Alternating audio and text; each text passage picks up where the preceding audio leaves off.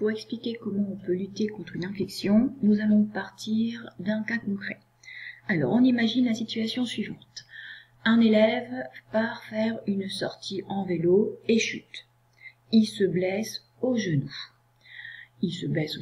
On voit ici une éraflure qui entaille la peau du genou.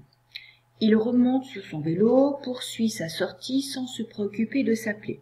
Il ne la nettoie pas avec un antiseptique alors que cette plaie est une porte d'entrée très facile pour les microbes.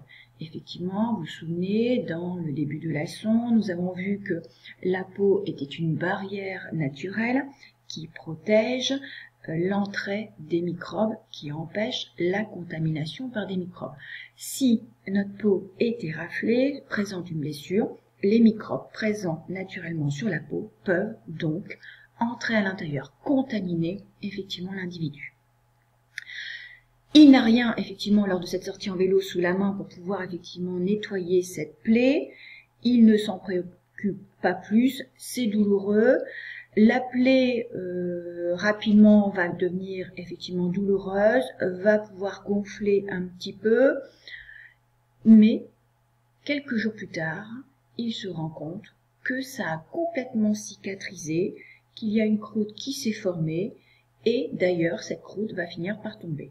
Donc ça guérit spontanément sans avoir rien fait de particulier. C'est le problème que vous allez devoir résoudre.